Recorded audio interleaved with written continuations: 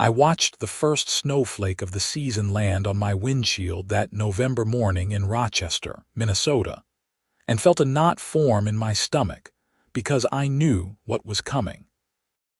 The weather forecast had been calling for a major winter storm, the kind that dumps 8 inches overnight and turns parking lots into ice rinks by dawn. I had lived in Minnesota my whole life, 43 years of brutal winters, and I knew exactly what happened when property managers got lazy about snow removal. People got hurt. Lawsuits followed. But apparently, the Meadowbrook Commons Homeowners Association had different priorities. My name is James Quincy, and I had been the owner of Quincy Commercial Services for 15 years. My business specialized in property maintenance, including snow removal for commercial properties and residential complexes. I had contracts with 3 shopping centers, 2 apartment buildings, and until recently, the Meadowbrook Commons HOA community where I also happened to own a small office condo. It was convenient, really. I could service their property and keep my own business space there. Everyone benefited from the arrangement, or at least they used to. The trouble started 3 weeks before that first snowfall, during the monthly HOA board meeting. I had been sitting in the community room with about 20 other owners, half listening to the usual complaints about someone's holiday decorations going up too early, and a debate about whether the fitness center needed new equipment.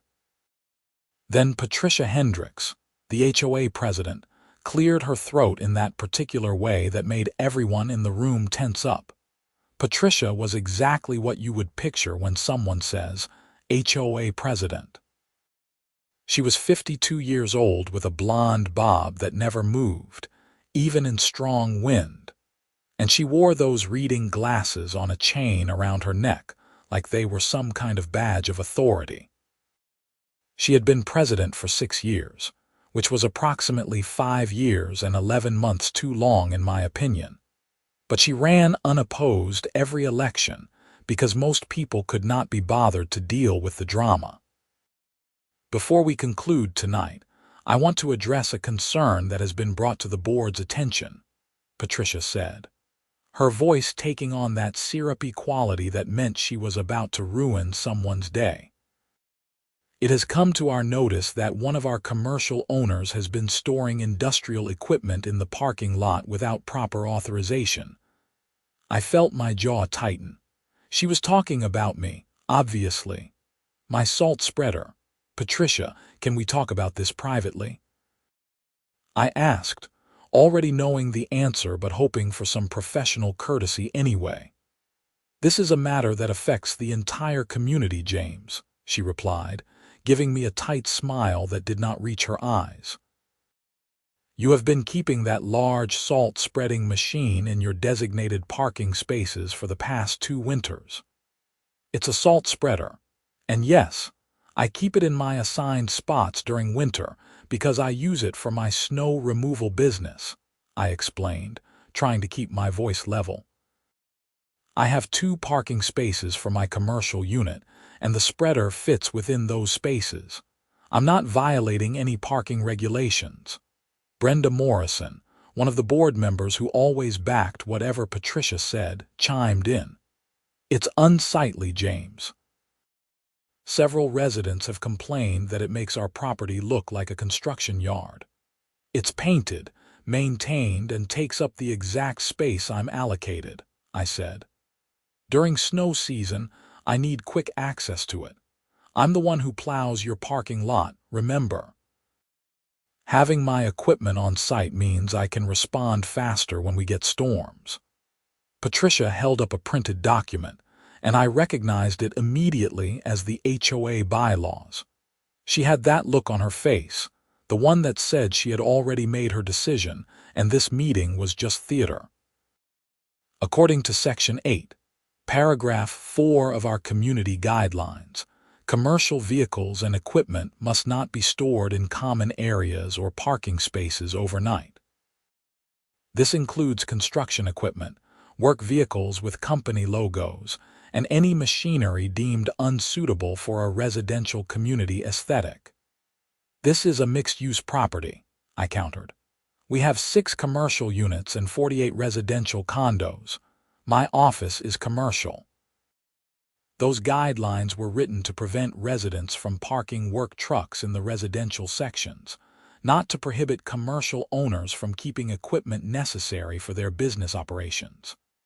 The board has voted, Patricia said flatly. The salt spreader must be removed from the property within 2 weeks, or you will be fined $200 per day until compliance is achieved. The room went silent. A few people shifted uncomfortably in their chairs. I noticed Margaret Chen, one of the residential owners, looked like she wanted to say something but kept quiet. Most people were afraid of Patricia's wrath.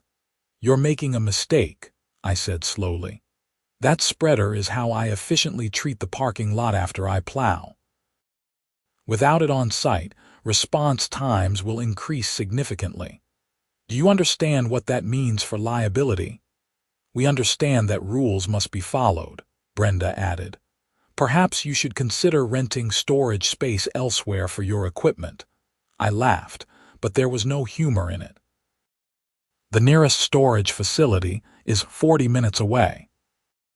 When we get an overnight storm, which happens about twice a week during January and February, you want me to drive 40 minutes to get my equipment, 40 minutes back here, treat the lot, then 40 minutes to return it, and another 40 minutes home.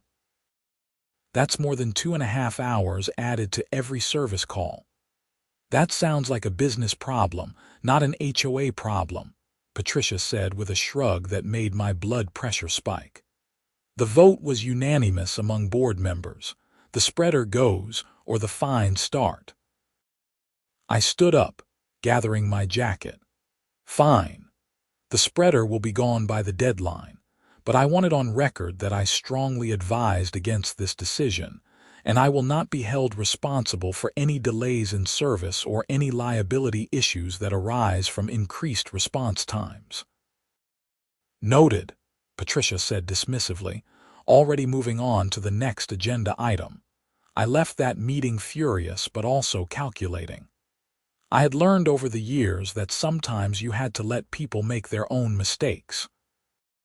Patricia and her board wanted to play petty power games with someone who actually provided value to their community. I decided right then that I would give them exactly what they asked for, nothing more and nothing less. The next morning, I contacted my lawyer, David Brennan, who had helped me with various business contracts over the years. I explained the situation, and he reviewed my service contract with the HOA. "Interesting," David said over the phone, and I could hear him flipping through pages. "Your contract specifies that you will provide snow plowing and ice management services for the Meadowbrook Commons parking lot and walkways. It details your rates, response time requirements, and service standards. However, it does not specifically mandate that you use any particular equipment or method." "Right," I said. "So if they ban my salt spreader from the property, I can technically still fulfill the contract without it." "You would need to provide the basic services outlined," David confirmed. "Plowing is explicitly mentioned. Ice management is mentioned but not specifically defined as to method. If they are preventing you from keeping your most efficient equipment on site, you could argue that any delays or reduced service quality are their responsibility, not yours." "What about the liability angle?" I asked.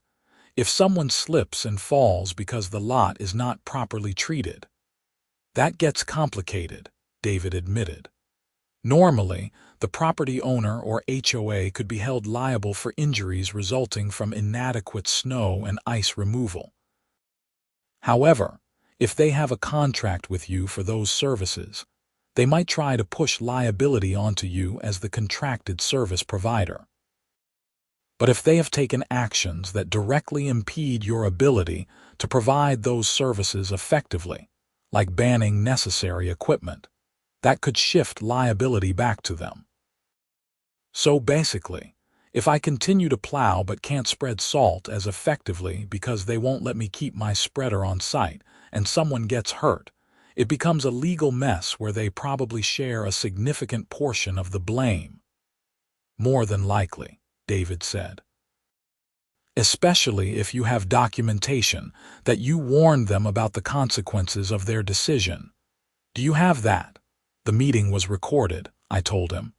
They record all HOA meetings for the minutes. Perfect. I would also send them a formal letter, certified mail, reiterating your concerns about the equipment ban and its potential impact on service quality and safety. That creates a clear paper trail showing you did your due diligence in warning them. I thanked David and hung up, then spent the next hour drafting a professional but pointed letter to the HOA board. I explained in detail how the salt spreader worked, why having it on site was crucial for quick response to winter storms, and what the realistic consequences would be of removing it from the property. I outlined that, while I would continue to plow snow as required by our contract, the treatment of ice would be significantly less effective and much slower. I concluded by stating that I could not be held responsible for any injuries or property damage resulting from their decision to ban essential equipment from the premises. I sent the letter certified mail and emailed a copy to Patricia, Brenda, and the other 3 board members. Patricia responded within an hour with a curt email that said simply, "Your concerns are noted. The board's decision stands. Please remove the equipment by the deadline or fines will commence." Fine. Message received. On the Friday before the 2-week deadline, I arranged for a flatbed tow truck to pick up my salt spreader and transport it to a storage unit I had rented 38 miles away in Pine Island. It was expensive and inconvenient, exactly as I had predicted, but I made sure to document everything. I took photos of the spreader in my parking spaces, photos of it being loaded onto the truck, and I kept all receipts for the storage rental and transportation costs. That evening, I walked over to Patricia's condo. She lived in one of the ground floor units with a view of the main parking lot. When she opened the door, she looked surprised to see me and slightly wary. "James," she said, not inviting me in, "what can I do for you?" "Just wanted to let you know the spreader has been removed as requested," I said politely. "It's in storage off-site now." I also wanted to remind you that we are forecasted to get our first significant snowfall this coming week. "Yes, we have been watching the weather," she replied. "I trust you will handle it as you always do." "I will plow the lot as specified in our contract," I said carefully. However, as I explained in my letter, treatment for ice will be significantly delayed. Instead of being able to spread salt immediately after plowing, I will need to make a round trip to Pine Island to retrieve the spreader, which adds approximately 2.5 to 3 hours to each service call. If the storm hits overnight or during rush hour, it could be even longer. Patricia's expression hardened. "James, you are a professional with a business to run. I suggest you find a way to provide the services you are being paid for. Perhaps you could invest in a second spreader to keep at your storage unit or hire additional staff. That is not the HOA's concern." "Actually, it is your concern," I said, keeping my voice even. "Because when that parking lot is an ice rink for 3 hours longer than necessary and someone falls and breaks a hip, the liability falls on the property owner. That's you, the HOA. I have documented that I warned you about this outcome. I have done my due diligence." "Are you threatening us?" Patricia asked, her voice rising slightly. "No, I am informing you of the reality of the situation you have created," I replied. "I will fulfill my contractual obligations to plow snow." but I cannot work miracles when you have deliberately made it impossible for me to do my job effectively. Have a good evening, Patricia." I walked away before she could respond, feeling a mixture of frustration and grim satisfaction. The ball was entirely in their court now. The first snow came on Tuesday night, just as predicted. I was monitoring the weather radar from my home when I saw the system moving in around 11 in the evening. It was a fast-moving clipper system, the kind that dumps snow quickly and moves on, leaving behind several inches and plummeting temperatures that turn everything to ice. By midnight, there were already 3 inches on the ground. By 2 in the morning, it had reached 5 inches and the snow was tapering off. I knew from experience that the parking lot would need to be cleared before the morning rush of people leaving for work around 6 or 7. I got dressed, drove to Meadowbrook Commons, and started plowing at 3 in the morning. My truck was equipped with a full-size plow, and I had the parking lot cleared by 5:30. The snow was pushed into the designated piling areas, and the driving lanes were clean. According to my contract, that was job done, except it was not really done, and I knew it. The temperature had dropped to 18 degrees, and all that plowing had compressed and polished the snow underneath into a slick, treacherous layer of ice.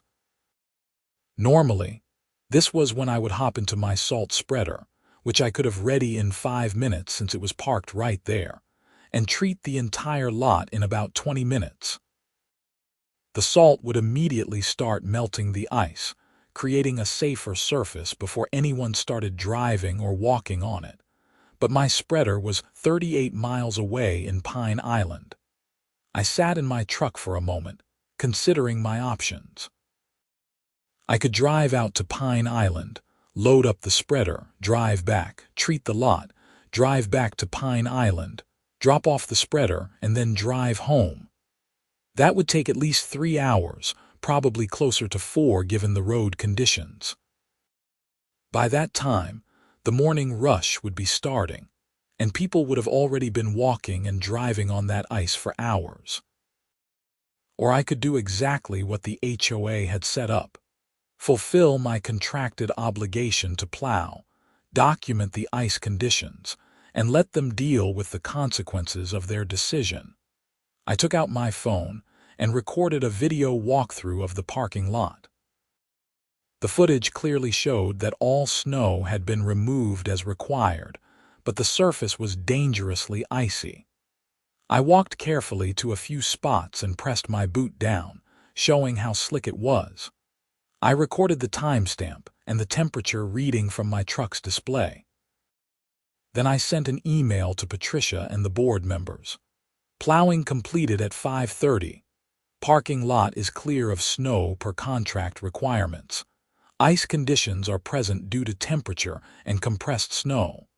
Salt spreader is in Pine Island per HOA directive. Estimated time to retrieve, treat lot, and return equipment is 3 to 4 hours.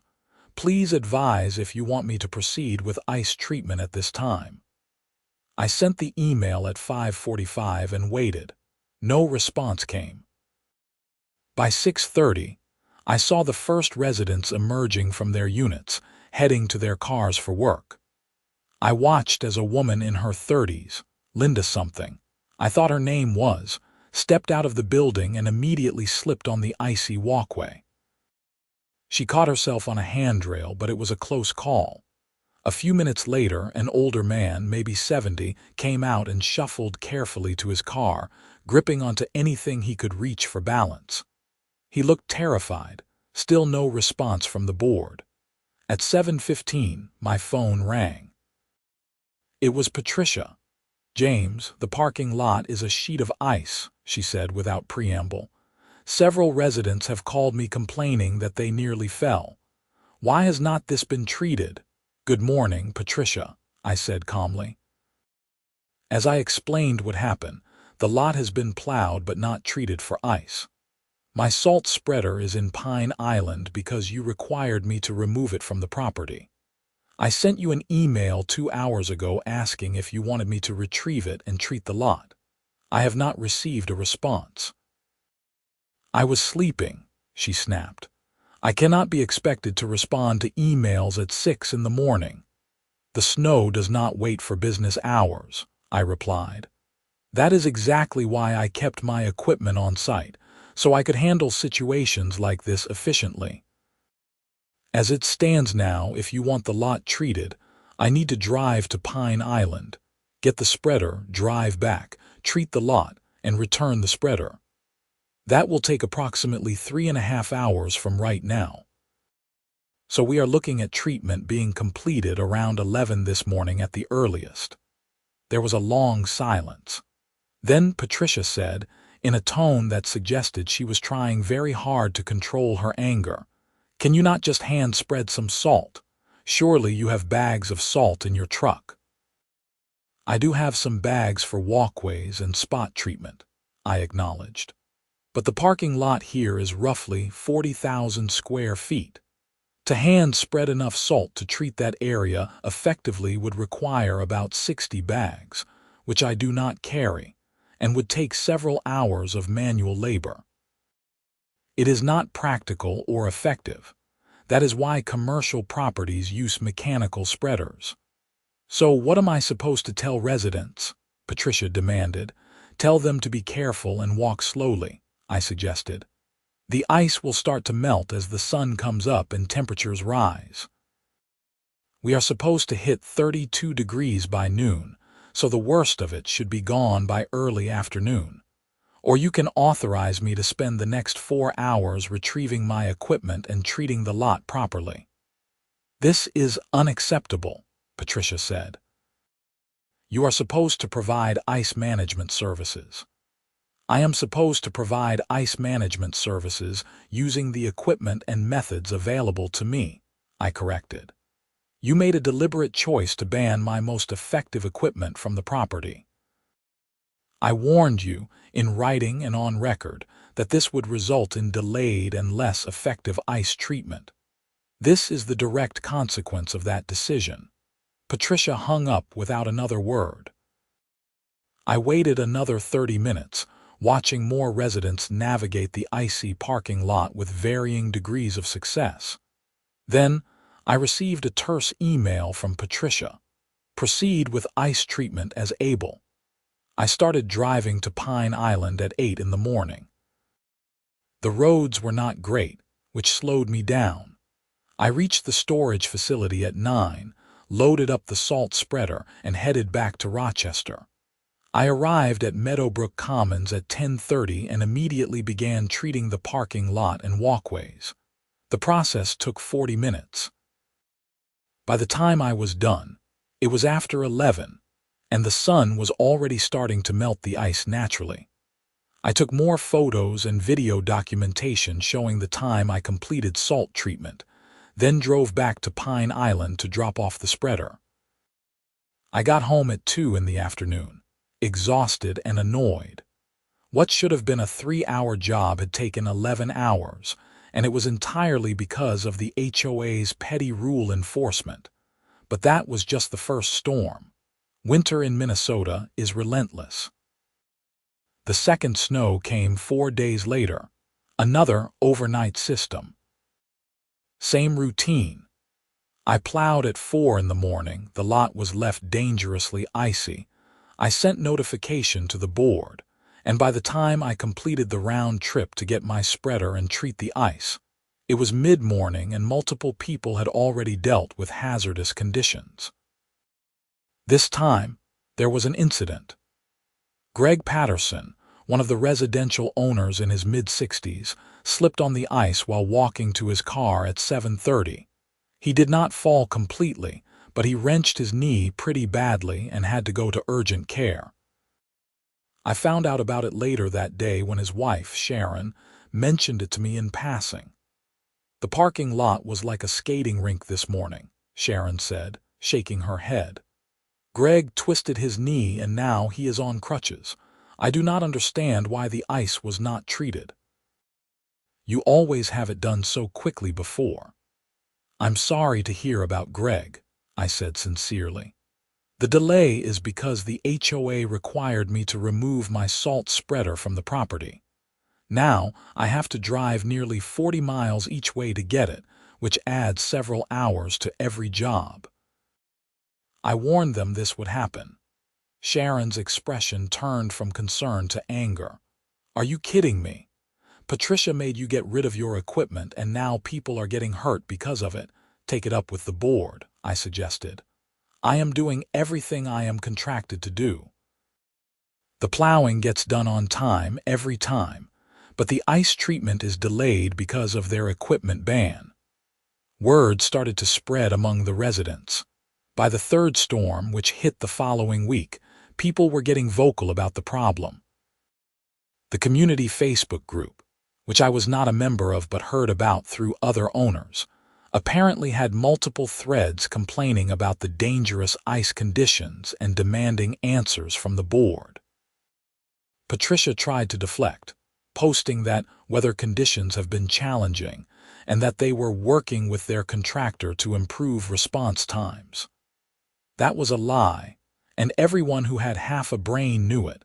They were not working with me to improve anything. They had created the problem and were now trying to avoid responsibility for it. The fourth storm was the worst yet. It hit on a Sunday night in early December, dumping 7 inches of heavy, wet snow followed by sleet and freezing rain. I was out plowing by midnight, working through the worst of it, and I had the lot cleared by 5 in the morning. But the surface conditions were absolutely treacherous. The sleet and freezing rain had created a thick layer of ice under the snow, and once I plowed it clear, the parking lot looked like a hockey rink.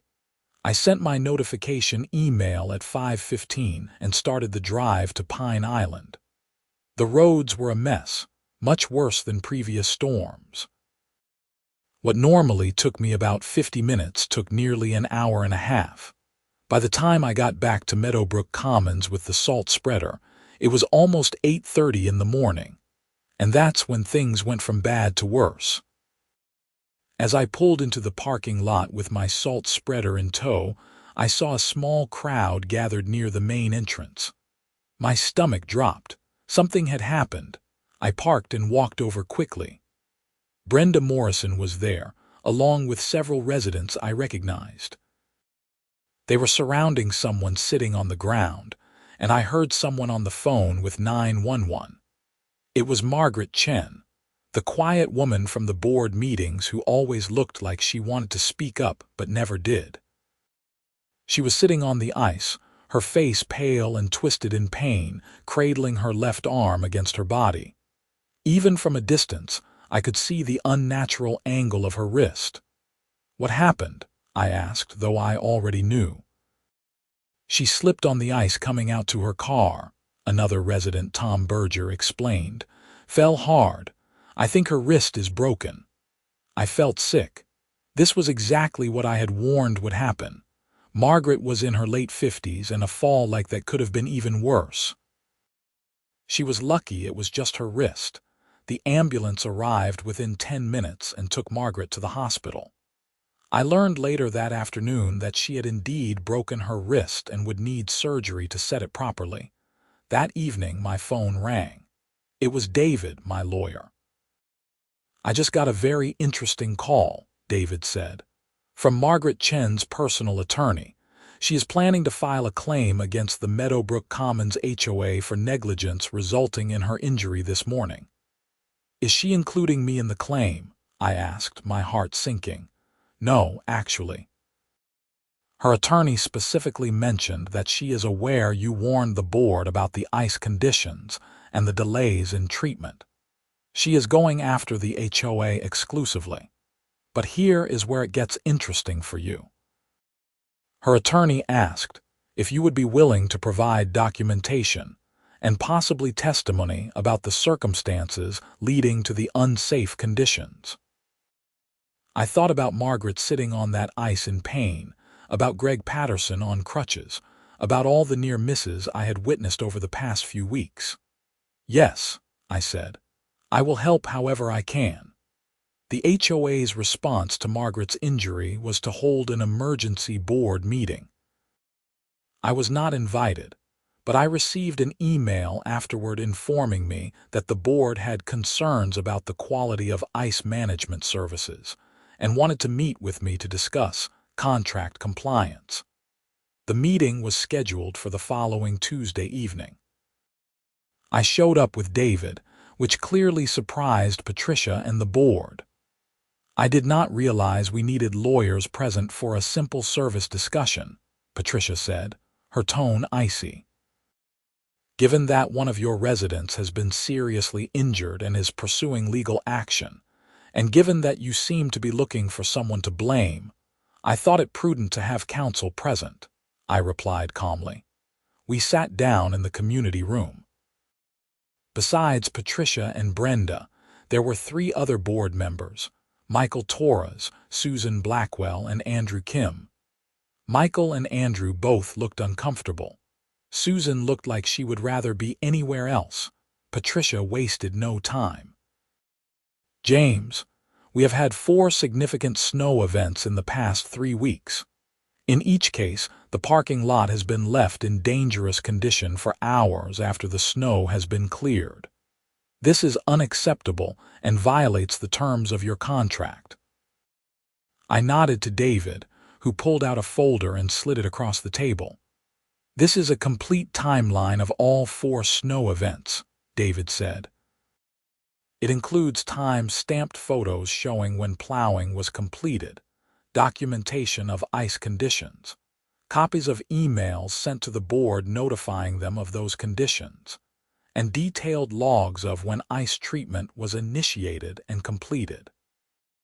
You will note that in every single case, snow plowing was completed well within the timeframes specified in Mr. Quincy's contract. Ice treatment was delayed by an average of 3 to 4 hours due to the fact that his salt-spreading equipment must now be stored 38 miles away, per your directive. James has other equipment, Brenda argued. He should have a backup plan. A commercial salt spreader costs between $15,000 and $25,000, David replied. Mr. Quincy's contract with you pays him $3,000 for the entire winter season for snow removal services. You are suggesting he should purchase a second piece of equipment costing nearly 10 times his annual compensation from you, specifically to work around a rule you implemented against his advice. Does that seem reasonable? Patricia's jaw tightened. The rule about commercial equipment is in our bylaws. The rule is ambiguous and arguably does not apply to equipment owned by commercial unit owners for their business purposes, David countered. But more importantly, Mr. Quincy sent you a certified letter, which you acknowledged receiving, explaining in detail how this rule would negatively impact his ability to provide timely ice treatment. You were warned. You chose to enforce the rule anyway. The consequences of that choice are your responsibility, not his. People are getting hurt, Michael Torres spoke up, his voice concerned. Margaret broke her wrist. Greg hurt his knee. We have to do something. You do have to do something, I agreed. You have to allow me to keep my equipment on site so I can do my job properly. That is the solution. It is the same solution I proposed 3 weeks ago before any of this happened. The equipment is unsightly, Patricia insisted, but her voice had lost some of its certainty. Margaret Chen's broken wrist is also unsightly, I said bluntly. So is the lawsuit she is filing against the HOA. Which do you prefer? There was an uncomfortable silence. Finally, Andrew Kim, who had not spoken at all, cleared his throat. I think we need to reconsider our position on this. Patricia, I was not aware when we voted that this would create a safety issue. If I had known, I would have voted differently. I would have too, Susan Blackwell added quietly. This has gotten out of hand. Patricia looked like she had been slapped. She was used to the board members backing her unconditionally. The bylaws are the bylaws, she said stiffly. The bylaws also require us to maintain the property safely, Andrew said, gaining confidence. We have a duty to the residents. If allowing James to keep his equipment here makes the property safer, then we need to find a way to make that work within the rules. I move that we amend the commercial equipment policy to create an exception for equipment actively used in providing services to the HOA, Michael said. Specifically, that the equipment must be well maintained, stored in designated areas, and necessary for contract fulfillment. I second, Susan said immediately. Patricia looked furious, but she was outvoted. The motion passed 4-1 with only Patricia dissenting. Fine, Patricia said tersely. James, you may return your equipment to your parking spaces. Thank you, I said, though I did not feel particularly grateful. I will have it back on site tomorrow. David and I left the meeting, and I felt a sense of relief. Crisis averted, problem solved. Or so I thought. The next morning, I transported my salt spreader back to Meadowbrook Commons and parked it in my designated spaces. I took photos showing it was within my assigned area and not blocking any traffic or sight lines. Everything looked good. That afternoon, I received a notice from the HOA. It was a fine for $2,000 for violation of equipment storage regulations during the period of November 15th through December 8th. I stared at the notice in disbelief. They were retroactively fining me for the time when the spreader was off-site in compliance with their directive. No, wait. I reread it. They were fining me for the period when the spreader was off-site, claiming I had violated my contract by not providing adequate ice management services. They were actually trying to blame me for the problem they created. I immediately called David. They are trying to have it both ways, I told him, reading the notice over the phone. They banned the equipment, which caused the delays, and now they are fining me for the delays. Do not pay that fine, David said firmly.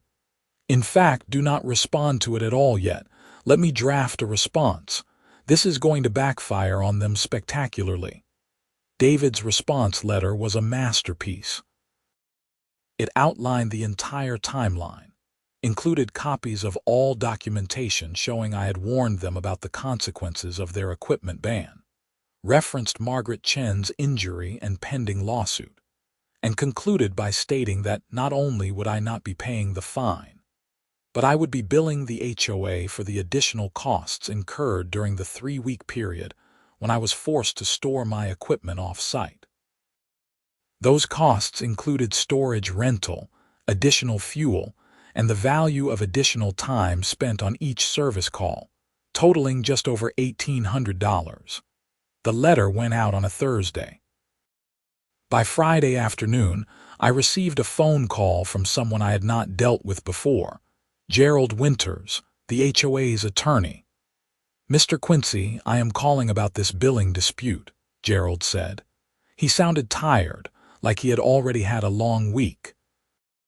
I have reviewed the documentation your attorney provided, and I have also reviewed the meeting minutes and correspondence. It is my recommendation to my clients that they withdraw the fine and settle this matter. That is a good start, I said. But I am also expecting reimbursement for my additional costs. I understand, Gerald said. However, my clients are also facing a significant liability claim from Ms. Chen. Between you and me, they do not have a lot of room in the budget right now for additional settlements. Then perhaps they should not have created this problem in the first place, I suggested. Gerald sighed. You are not wrong. Look, I am going to recommend they withdraw the fine and we call it even. No one pays anyone. You get to keep your equipment on site going forward and we all move on.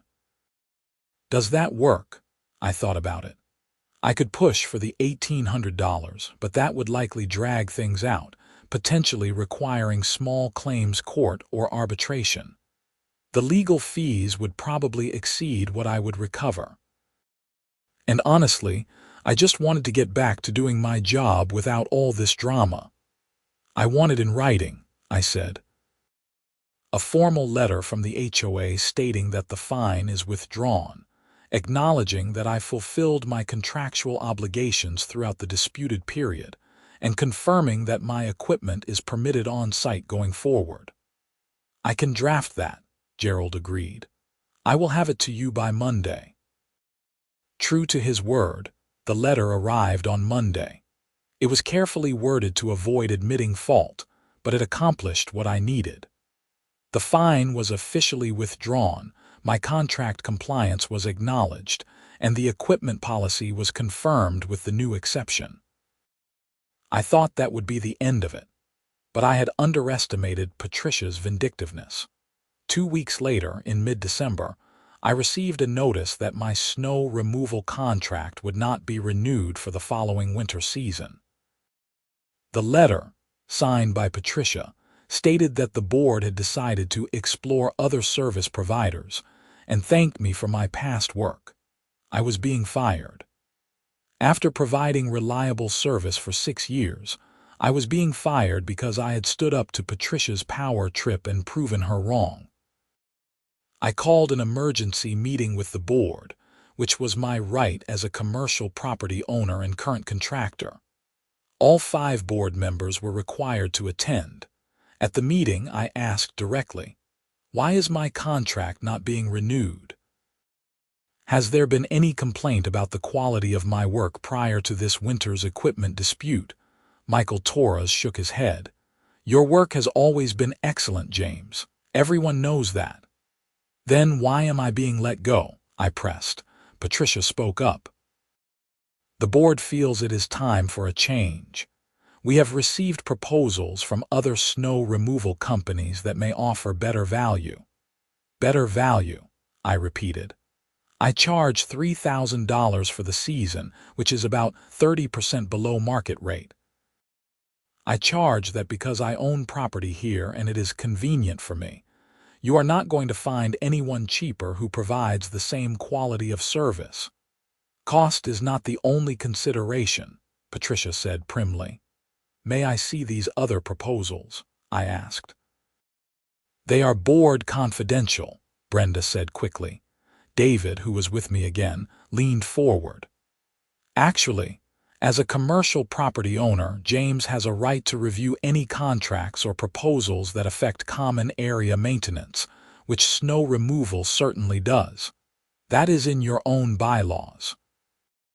Andrew Kim looked uncomfortable. "Patricia, maybe we should show him the proposals. I do not see the harm." Patricia reluctantly slid a folder across the table. I opened it to find 2 proposals. One was from a company called Northern Star Snow Removal, bidding $4,800 for the season. The other was from Midwest Winter Services, bidding $5,200. Both of these companies are significantly more expensive than what I charge, I pointed out. And I know both of them. Northern Star is reliable but slow. Midwest Winter Services has been sued twice in the past 3 years for property damage caused by careless plowing. Neither is a better choice than me by any objective measure. "That is your opinion," Patricia said. "It is a fact," I countered. "But here is what I think is really happening. You are mad that I made you look bad. You tried to flex your authority, it blew up in your face, Margaret Chen got hurt, and now the HOA is facing a lawsuit. You cannot admit you were wrong, so instead you are getting rid of me. This is retaliation, plain and simple." "That is a serious accusation," Gerald Winters, who was also present, said carefully. "It is also accurate," I said, "and it is going to be a problem because I own a commercial unit here. I am a member of this community, and I have rights as an owner, including the right not to be discriminated against or retaliated against by the board." "You are still welcome to own your unit," Patricia said coldly. "We are simply choosing not to contract with your business." "A distinction without a difference," David said. Mr. Quincy has provided services to this HOA for 6 years without any complaints. The only issue arose when the board made a decision against his recommendation that led to safety problems and a lawsuit. Now, when that decision has been reversed and Mr. Quincy has been proven right, you are terminating his contract. Any reasonable person would see this as retaliation. We have a right to choose our contractors, Patricia insisted. You do, David agreed. But you do not have the right to make those choices based on discriminatory or retaliatory motives. And if this goes to court, a jury is going to see a pretty clear timeline. Board makes a bad decision, contractor warns them. Board ignores warning, people get hurt. Board is sued, contractor is proven right. Board fires contractor. That looks like retaliation. The room went quiet. Michael Torres spoke first. I did not vote to fire James. I want that on the record. Neither did I, Susan Blackwell added. Or me, Andrew Kim said. All eyes turned to Patricia and Brenda. Patricia's face was red. We need contractors who respect the board's authority. There it is, I said quietly. This is not about service quality or cost. This is about your ego. I refuse to fall in line, and now you are punishing me for it. Gerald Winters closed his eyes briefly, and I could see him calculating the legal exposure. Patricia, I need to speak with the board privately. David and I stepped out of the room. We waited in the hallway for about 20 minutes. I could hear raised voices through the door but could not make out what was being said. Finally, we were called back in. Patricia looked absolutely furious, but it was Michael Torres who spoke. We have decided to extend your contract for next season under the same terms as this year, Michael said. The board appreciates your service and looks forward to continuing our working relationship. I nodded. Thank you. I accept. Patricia did not say a word. She gathered her papers and left the room immediately after the meeting adjourned. Brenda followed her like a loyal puppy. Gerald Winters caught up with me in the parking lot. Off the record, you have made an enemy, he said quietly. Patricia is not someone who forgets or forgives. Watch your back. Noted, I said, but I am not going to let her bully me out of my business or my property.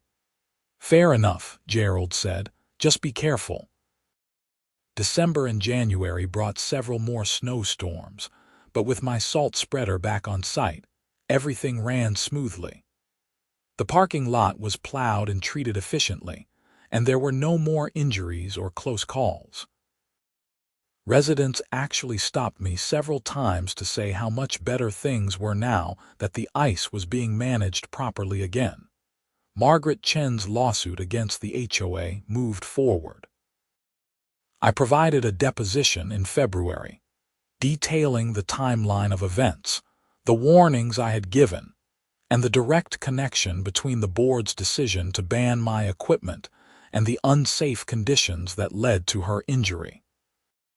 Her attorney was thorough and professional, and I got the sense that the HOA's insurance company was pushing hard for a settlement.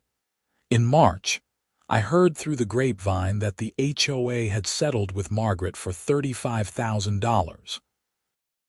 The insurance covered most of it, but the HOA's premium went up significantly for the following year, and they had to pay a $5,000 deductible out of the reserve fund. That should have been the end of the story. Patricia and Brenda should have learned their lesson and backed off. But they could not let it go. In April, I received a notice that the board was implementing new parking regulations.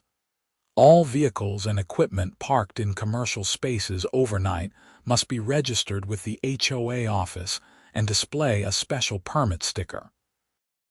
The permit cost was $500 per year. It was clearly targeted at me. I was the only commercial owner who kept equipment on site overnight. The other commercial units were offices that emptied out each evening. I did not pay the fee. Instead, David sent a letter pointing out that this was, again, likely retaliatory, and that commercial unit owners had different parking rights than residential owners under the original property covenants. We demanded to see the legal analysis that justified this new fee. The HOA backed down again, but the harassment continued in small ways. I received notices about noise complaints that were never substantiated. I was cited for snow piled in unauthorized areas, even though the areas I used were the same ones I had been using for 6 years. Every citation was eventually withdrawn after David sent a letter, but it was death by 1,000 paper cuts. In June, Patricia announced she would be running for re-election as HOA president. To my surprise, Michael Torres announced he was running against her. Michael came to my office to talk. "I am tired of the drama," he said. "Patricia has turned this board into her personal fiefdom. She picks fights, creates problems, and costs us money. The Margaret Chen lawsuit was completely preventable. We need leadership that actually serves the community instead of stroking someone's ego." "You have my vote," I told him. "What can I do to help?" "Just be visible," Michael suggested. "Talk to people. Let them know what really happened this winter. A lot of residents still do not understand that Patricia created the safety problem that led to Margaret's injury." I did talk to people. I did not badmouth Patricia directly, but when people asked about the winter ice problems, I explained the situation factually. I let them know that I had warned the board about the safety risks, and that those warnings had been ignored until someone got hurt. The election was in July.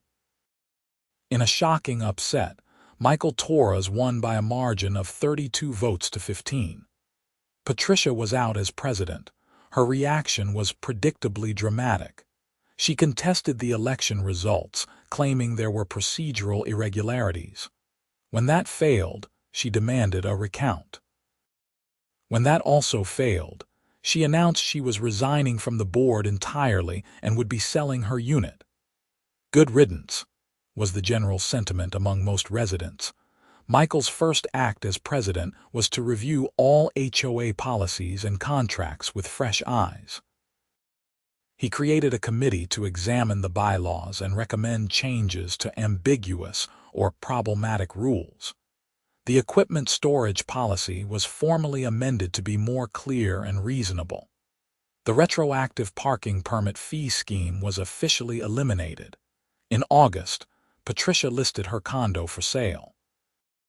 It sat on the market for 3 months before finally selling, and rumor had it she took a loss because she priced it too high out of spite and had to eventually reduce it.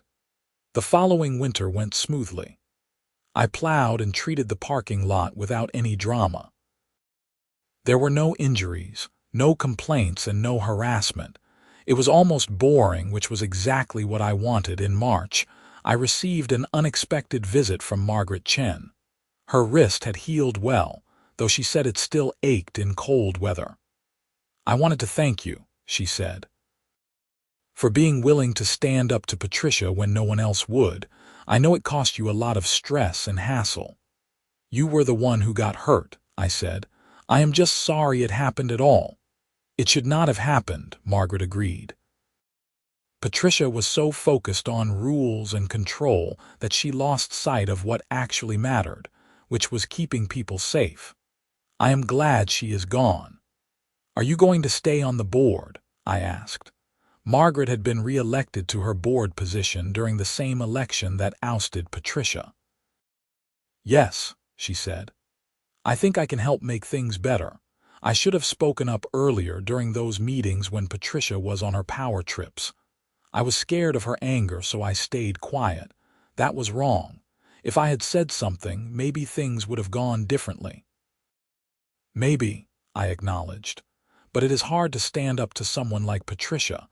She had a way of making people feel small." "She did," Margaret agreed. "But that is exactly why someone needs to stand up to people like her. Otherwise, they just keep running over everyone." Margaret's words stuck with me. The whole situation with the HOA, the salt spreader, the ice, the injuries, the lawsuit, all of it could have been avoided if Patricia had been willing to listen to reason. But people like her do not operate on reason. They operate on power and control, and when someone challenges that, they double down no matter how much damage it causes. The story could have ended there, with Patricia gone and things returning to normal. But there was one final twist. In April, about a year after the whole mess started, I received a subpoena. It was not from Margaret Chen's attorneys. It was from the Minnesota Attorney General's office. Apparently, someone had filed a complaint with the AG's office about HOA governance issues at Meadowbrook Commons. The complaint alleged misuse of HOA funds, undisclosed conflicts of interest, and potential self-dealing by board members. The AG's office had opened an investigation. I called Gerald Winters, the HOA attorney, to ask what was going on. He sounded stressed. The investigation is focused on the previous board administration, Gerald explained. Specifically, Patricia Hendricks and Brenda Morrison. There are allegations that Patricia approved several contracts with vendors without proper bidding processes, and that some of those vendors may have provided kickbacks. "Are you serious?" I asked, shocked. "Very serious," Gerald said. "Apparently one of the snow removal companies that bid on your contract last year, Northern Star Snow Removal, is owned by Patricia's brother-in-law. She never disclosed that relationship when the board was considering proposals." My jaw dropped. So she was trying to fire me to give the contract to her relative, and probably get a cut of the higher fees. "That is what the investigation is looking into," Gerald confirmed. "There are also questions about some other contracts, a landscaping company and a roof repair vendor. The amounts are not huge, maybe $20,000 or $30,000 total over several years, but if the allegations are true, it is embezzlement and fraud." The investigation took several months. I provided testimony about the snow removal contract situation, and turned over all my documentation about the equipment dispute and contract non-renewal. Several other property owners also provided information about questionable decisions and contracts during Patricia's tenure. In October, the Attorney General's office announced that charges were being filed against Patricia Hendricks and Brenda Morrison. Patricia was charged with embezzlement, fraud, and abuse of fiduciary duty. Brenda was charged as an accessory for knowingly approving fraudulent contracts. The case went to trial in February of the following year. I attended some of the proceedings out of curiosity. It was surreal watching Patricia, who had been so confident and controlling during board meetings, sitting at a defendant's table looking small and scared. The prosecution laid out a pattern of self-dealing going back 5 years. Patricia had steered multiple contracts to family members and friends, in some cases accepting cash payments in return. The total amount embezzled was estimated at around $47,000, not counting the inflated costs paid for inferior services. The Northern Star Snow Removal contract was a key piece of evidence. The prosecution showed that Patricia's brother-in-law would have been paid $4,800 instead of my $3,000, a difference of $1,800 per year. Email evidence showed Patricia had discussed getting a 20% consulting fee from her brother-in-law, which would have been just under $1,000 annually. Brenda Morrison had known about at least some of the self-dealing and had approved contracts anyway, making her complicit. In March, the jury found Patricia Hendricks guilty on all counts. Brenda Morrison was found guilty of being an accessory. Sentencing was scheduled for May. Patricia received a sentence of 18 months in prison and was ordered to pay full restitution of $47,000 plus penalties. Brenda received 6 months in prison. and a suspended sentence of 5 years probation, meaning she would only serve the 6 months if she stayed out of trouble. Both women were also barred from serving on any HOA board in Minnesota for life. The Meadowbrook Commons HOA recovered the embezzled funds through a combination of the restitution payments and insurance claims. Michael Torres, still serving as president, used some of the recovered money to upgrade the community facilities and build up the reserve fund. I continued providing snow removal services for another 3 winters before selling my commercial unit and moving my business to a larger facility across town. My departure from Meadowbrook Commons had nothing to do with HOA drama. I had simply outgrown the space. On my last day at the property, Michael Torres stopped by to say goodbye. "You know, that whole mess with Patricia and the salt spreader, that is what started everything unraveling for her," Michael said. "If she had just let you keep your equipment and do your job, none of this would have come to light. She would have kept quietly embezzling money, and no one would have been the wiser." "Funny how that works," I said. "Her need for control and her vindictiveness ended up being her downfall." "Karma," Michael said with a smile. "Sometimes it just takes a while." Looking back on the whole experience, I learned several valuable lessons. First, document everything. If I had not kept meticulous records of the timeline, the warnings I gave, and the expenses I incurred, I would have been blamed for the safety issues and possibly held liable for Margaret Chen's injury. Second, do not back down when you know you are right. It would have been easier to just rent a second salt spreader or find some workaround to avoid conflict with Patricia.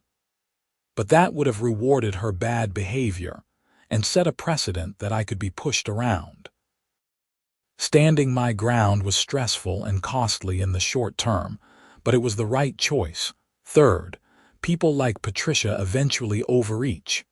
If you give someone enough rope, they will hang themselves. Patricia could not stop at just banning my equipment.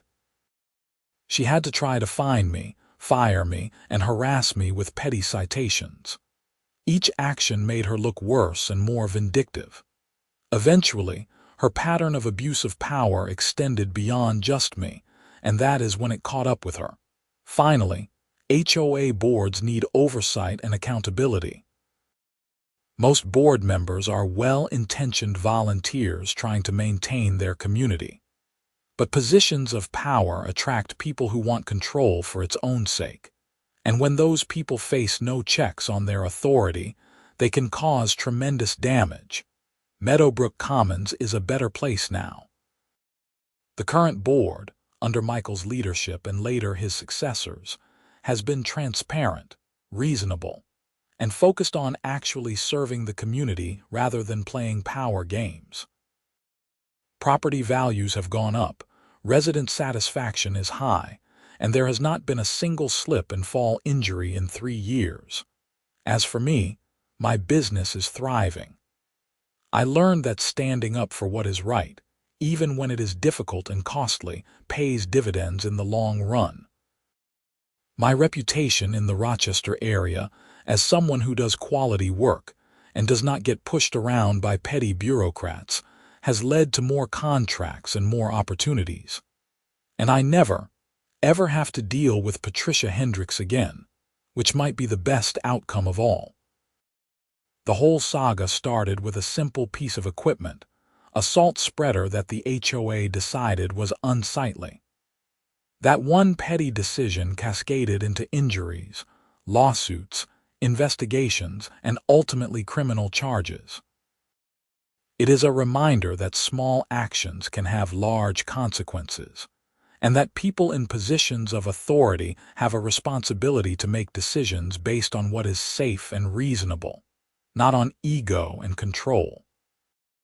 I still drive past Meadowbrook Commons sometimes when I am working jobs in that part of the city. The parking lot is always well maintained now, properly plowed and salted by whichever contractor has the current agreement. I am glad they found someone reliable to take over when I moved on. But I will never forget that winter when I let their parking lot become a liability nightmare, not because I was negligent or lazy, but because I followed their rules exactly as they demanded. I gave them precisely what they asked for, plowing without efficient ice treatment. And when people got hurt, when the lawsuits came, when the consequences of their short-sighted decision became impossible to ignore, they had no one to blame but themselves. Sometimes the best way to deal with unreasonable authority is not to fight against the rules, but to follow them so precisely that their absurdity becomes undeniable. I plowed every storm exactly as required. I documented every ice condition. I notified them every single time. I did everything by the book, their book, and it exposed just how flawed their decisions were. Patricia Hendricks wanted to flex her authority and put me in my place.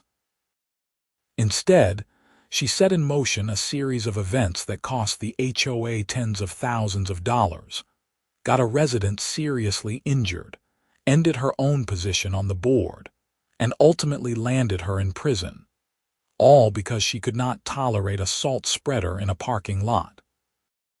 The equipment is just metal and hydraulics, a tool for spreading salt across pavement. It has no ego, no agenda, no pride. But the people who made decisions about that equipment, they had all those things. And in the end, those very human flaws caused far more damage than any winter storm ever could. I learned to trust my expertise and stand by my professional judgment. When I warned the HOA that banning my equipment would create safety issues, I was not being dramatic or difficult. I was stating a fact based on 15 years of experience in snow removal. When they ignored that warning, people got hurt, exactly as I predicted. The vindication I felt when the board was forced to reverse their decision and allow my equipment back on site was tempered by the knowledge that Margaret Chen had paid the price for their stubbornness with a broken wrist and months of pain and recovery. That should never have happened. Her injury was entirely preventable, and it weighed on me even though I was not the one at fault. But I also learned that doing the right thing, even when it is hard, matters. I could have quit, could have walked away from the contract and let someone else deal with Patricia's nonsense. But that would have left the residents without reliable snow removal, and it would have let Patricia get away with her bullying tactics. By staying, by fighting back appropriately through legal channels and documentation, by refusing to be intimidated, I not only protected my own business but also helped expose a much larger problem of corruption and abuse of power. The Attorney General's investigation might never have happened if I had just rolled over and accepted being pushed out. Years later, I still run into former Meadowbrook Commons residents around Rochester. Almost all of them remember that winter, the icy parking lot, Margaret's injury, and the whole dramatic saga that followed. Many have told me they appreciated that I stood up to Patricia when others were too intimidated to challenge her. One conversation stands out in particular. I ran into Tom Berger, the resident who had been there when Margaret fell, at a local coffee shop about 2 years after the trial concluded. "You know what I remember most about that whole thing?" Tom said. "It was not the ice or the fall or even Patricia going to prison. It was watching you refuse to be bullied. Most people, when they face that kind of pressure from an HOA board, they just give up. It is easier to walk away than to fight. But you fought, and you were right, and eventually everyone could see it. That mattered to a lot of us." His words meant more to me than any contract or payment ever could. Because at the end of the day, business is about relationships and reputation. The money is important, but how you conduct yourself, whether you stand by your principles, whether you do right by people even when it costs you, that is what people remember.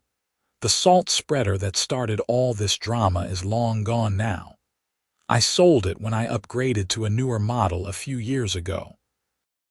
But the lessons from that experience, about standing up to unreasonable authority, about documenting everything, about the importance of professional expertise, and about how small abuses of power can reveal larger corruption, those lessons will stay with me for the rest of my career. Patricia Hendricks served her prison sentence and was released last year. I have no idea where she is now or what she is doing. I hope she learned something from the experience, though I have my doubts. People like her rarely do. Brenda Morrison served her 6 months and disappeared from public life. I heard she moved to another state to escape the stigma of the conviction. Meadowbrook Commons continues to thrive as a community. New board members have come and gone, always volunteers trying to do their best for their neighbors.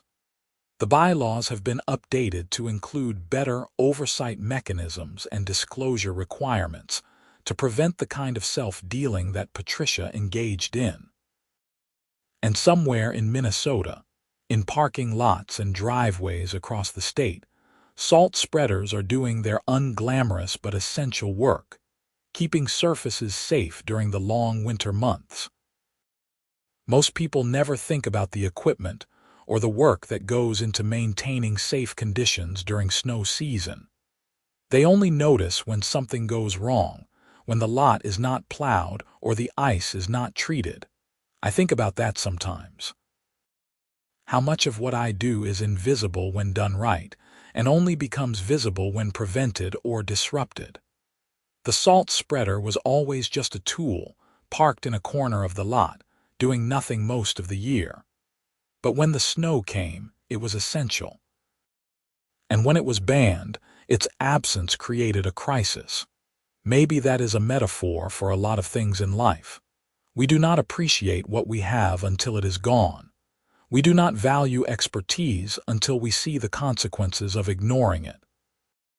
We do not recognize abuse of power until it is too late and damage has been done. But sometimes, just sometimes, standing firm and refusing to accept unreasonable demands can make a difference. It can protect people from harm, expose corruption, and make a community better. All because of a salt spreader and one man's refusal to let his HOA turn a parking lot into a liability nightmare without consequences. That is my story. It is not heroic or glamorous. It is about snow removal and HOA politics and petty disputes over parking spaces. But it is also about integrity, accountability, and the importance of speaking up when you see something wrong. And in the end, that might be the most important story any of us can tell.